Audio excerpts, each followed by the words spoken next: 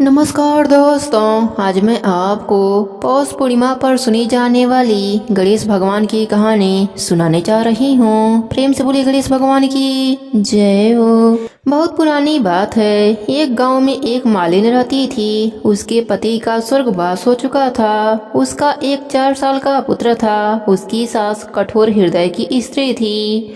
वह बहू को बहुत तकलीफ देती थी। एक दिन सास बहू और पोते को घर से निकाल दिया।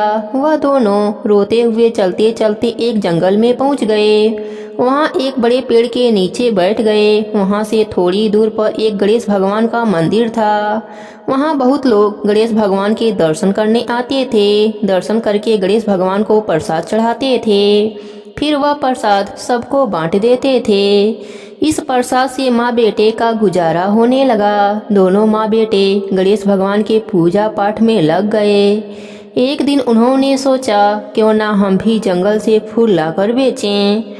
वह रोज जंगल से फूल लाकर उसकी माला बनाकर बेचने लगे। साथ में पूजा की सामग्री और प्रसाद भी बेचने लगे। इससे उनको आमदनी होने लगी। गणेश भगवान की कृपा से आमदनी बढ़ने लगी। जल्दी ही उन्होंने एक मकान और एक दुकान बना लिया। एक दिन उसी नगर की राजा की बेटी मंदिर में पूजा करने आई। मालिन के बेटे को देखकर राजकुमारी उस पर मोहित हो गई और उससे विवाह करने की सोचने लगी। उसने अपने भाभी से अपने मन की बात कही। भाभी अनुभवी थी। उसने कहा, यह तो मालिन का बेटा है और तुम एक राजा की बेटी हो। यदि तुमने उससे विवाह किया तो तुम्हारी बहुत बेइज्जती होगी। पर राजकुमारी अपनी बात पर अड़ी रही। उसने कहा, मैं तो प्रतिज्ञा कर लिया है कि उसी से विवाह करूंगी। भाभी महल जाकर सारी बात राजा को बताया। राजा ने मना नहीं किया और विवाह के लिए तैयार हो गए। उन्होंने बड़े धूमधाम से बेटे का विवाह मालिन के बेटे के साथ करा दिया। मालिन ने सबसे पहले बेटे बहू को गणेश भगवान के मंदिर में ले जाकर पूजा पाठ करवाया और गणेश भगवान का आशीर्वाद दिलवाया। इसके बाद पूरे नगर में यह बात फैल गई कि गणेश भगवान की पूजा करने से सब दुख दूर हो जाते हैं। यह बात सुनते ही नगर के सभी लोग गणेश भगवान के मंदिर में दर्शन करने आने लगे। मालिन और उसके बेटे की बिक्री और बढ़ गई। उधर उसके सास के बुरे दिन आ गए। अन्नदाता उससे रूठ गए और वह भूखी मरने लगी। एक दिन वह रोती हुई उसी गणेश भगवान के मंदिर में आ पहुंची। वहां वह मालिन के बेटे से बोली, मैं भूखी हूँ, मुझे रोटी कपड़ा दे देना। इसके बदले मैं तुम्हारा सारा काम कर दूंगी। लड़के को दया आ गई और वह उसे काम पर रख लिया। उसने अपने दादी को नहीं पहचाना।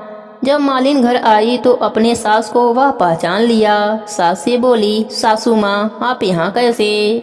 सास ने पोते के तरफ इशारा करके बोली, मेरा इस सेठ के यहाँ नौकरी लग गई है। बहू बोली, यह आपका पोता है और यह घर भी आपका ही है, यह दुकान भी आपका ही है। आपने हमें घर से निकाला तब गणेश जी ने हमारी रक्षा करी। बहू की बात सुनकर सास बोली, मेरी करनी मैंने भोग लिया। बहू बोली, सासू जी अब आप हमारे यहाँ रहो और पोते का सुख देखो। सास गणेश भगवान की महिमा देखकर गणेश भगवान का जयकारा लगाने लगी। साथ ही बहू पोते के साथ मिलकर गणेश भगवान का नित्य नियम निभाने लगी। गणेश भगवान की कृपा से उनका घर अन्य धन और नाती पोतों से भर गया। हे गणेश जी महाराज, जैसा सुख आपने मालिन को दिया वैसा ही सुख सबको देना। सब पर अपनी कृपा बनाए रखना। कहानी अधूरी हो तो पूरी करना, पूरी हो तो मान रखना। सबके व्रत को पूर्ण करना। प्रेम से बोलिए गणेश भगवान की जय हो।